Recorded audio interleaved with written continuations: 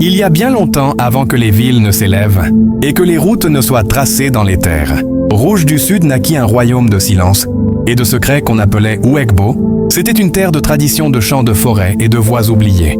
Dans ce royaume régnait une paix mystérieuse gardée par un masque ancien. On l'appelait le masque de Kapasé. On disait qu'il était tombé du ciel. La nuit où les étoiles avaient dansé au-dessus des bois, les anciens disaient que c'était un esprit venu des hauteurs, un souffle de la création. Ce masque n'était pas un simple objet. Il était un portail, un souffle vivant, un témoin des temps où les hommes parlaient directement aux dieux. Son bois n'était ni dur ni souple, mais vibrant. Et quand on l'écoutait, on entendait le bourdonnement du monde invisible. Ce masque ne devait jamais être touché, ni même regardé en face, sauf par le roi en personne, car il abritait les voix des ancêtres et les secrets du monde des esprits. Celui qui brisait cet interdit risquait de perdre son nom, sa mémoire et même son ombre. On disait qu'il devenait alors un marcheur entre les mondes, un être sans repos. Le roi Tofa gardait le masque depuis 40 saisons. Un souverain sage respecté, craint et aimé. À la fois, il l'avait reçu de son père qui l'avait reçu du sien. Depuis 7 générations, chaque roi avant lui avait protégé le masque au prix de leur sang, de leurs enfants ou de leur raison. Car le masque demandait un tribut et nul ne pouvait le tromper. Mais un soir, sans lune, sans cri d'oiseau, sans souffle de vent, un grand trouble secoua le royaume. Les arbres se mirent à gémir, la terre vibra sous les pieds des chasseurs et dans la case. Du devin les tambours se mirent à battre seuls, quand le roi arriva. En courant le cœur lourd, il vit la case du masque ouverte et vide. Le masque avait disparu. Le roi convoqua les gardiens, les prêtres, les chasseurs et même les femmes aux voix de lune. Personne ne savait qui avait osé briser l'interdit. Mais dans un petit village aux portes de la forêt sacrée, un jeune garçon du nom d'Agosu se mit à faire des rêves étranges. Dans ses songes, un esprit aux yeux rouges l'appelait par un nom oublié, un nom que même sa mère ne connaissait pas. Agosu était un garçon de 16 saisons aux yeux profonds et au cœur silencieux. Il ne parlait que rarement, mais il observait tout. Orphelin de père, il avait grandi avec sa mère, une femme guérisseuse qui parlait aux plantes et au vent. Mais depuis la nuit de la disparition du masque, quelque chose avait changé en lui. Ses yeux brillaient dans le noir. Il entendait les grenouilles parler et le vent lui raconter des histoires anciennes. Il rêvait de visages peints en blanc de rivière, noirs et d'un trône vide sous un baobab géant. Une nuit, il se rendit seul au bord de la forêt. Il s'agenouilla devant la pierre des ancêtres et y déposa du mille-pilé une plume noire et quelques gouttes de son sang.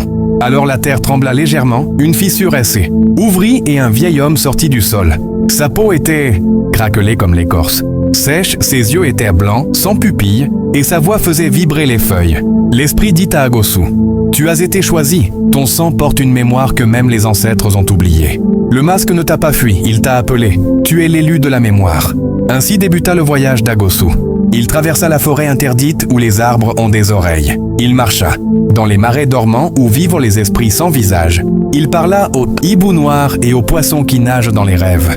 Il dut affronter les ombres langues qui murmuraient des mensonges pour dévorer l'âme. Chaque épreuve lui enlevait une chose précieuse, un souvenir de sa mère, un rire d'enfance, une peur enfouie. Mais en retour, il recevait des dons que nul être humain ne pouvait comprendre, le langage des morts, la vue des anciens et surtout le courage de se regarder sans mensonge au bout de 7 jours.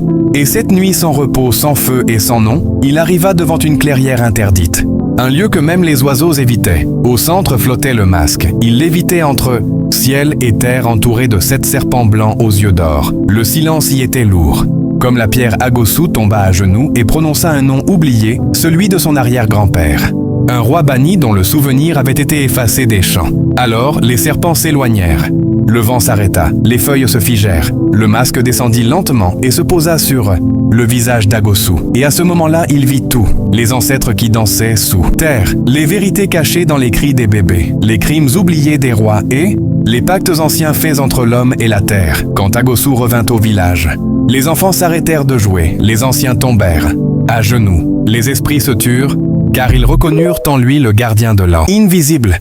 Il ne parlait plus avec sa bouche, mais avec son souffle. Il n'était plus un garçon, il était devenu Agosu le mémoire, celui qui connaît le début de l'histoire et veille à sa fin. Le roi Tofa lui remit le sceptre sans un mot et retourna dans la forêt pour y mourir. Depuis ce jour, on dit que quand un enfant, né dans Uegbo Agosu, murmure son nom à l'oreille de sa mère.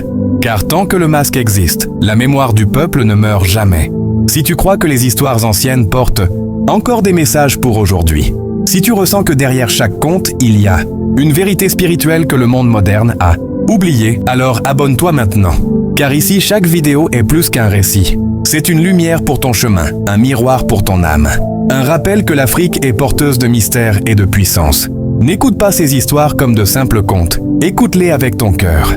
Car parfois, un seul mot peut réveiller un souvenir ancien ou une sagesse oubliée. Si tu rêves souvent, si tu sens que le monde invisible t'appelle, ne fuis pas, cherche la paix, reste en prière. Demande la protection de Dieu dans tout ce que tu fais. Et surtout, garde la foi même dans les épreuves.